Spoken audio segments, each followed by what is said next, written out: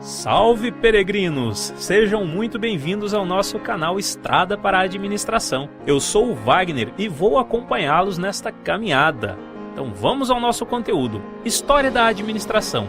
Difícil é definir até que ponto os homens da antiguidade, da Idade Média e até mesmo do início da Idade Moderna tinham consciência de que estavam praticando a arte de administrar. Pois, do ponto de vista histórico, a administração teve início há muito tempo. Segundo relatos históricos, iniciou-se há aproximadamente 5.000 anos antes de Cristo, na Suméria, onde hoje é o atual sul do Iraque.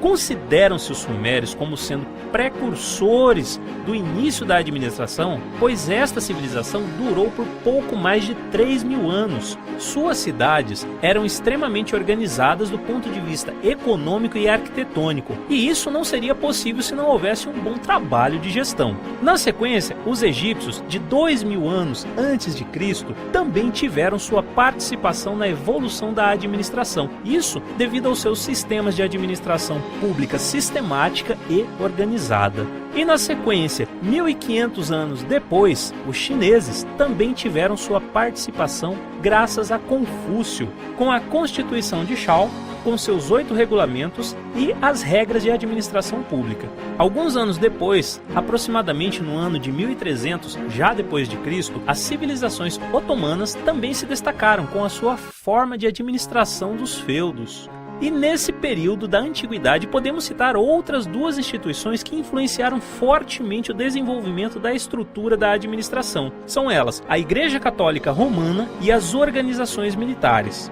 Ao longo dos séculos, a Igreja estruturou sua organização com uma hierarquia de autoridade, um Estado maior e a coordenação funcional para assegurar a integração dessa estrutura, sem falar na sua administração financeira, que também não deixava a desejar. Já a organização militar, devido à sua extrema organização, influenciou no aparecimento das teorias da administração, sem falar que, semelhante à Igreja, também teve influência na formação da hierarquia, tão antiga quanto a própria guerra. Chegamos então à Revolução Industrial.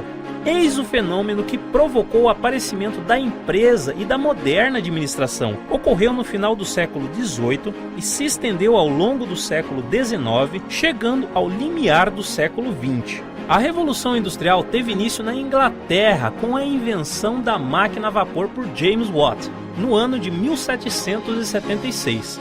A aplicação da máquina a vapor no processo de produção provocou um enorme surto de industrialização, que se estendeu rapidamente a toda a Europa e Estados Unidos.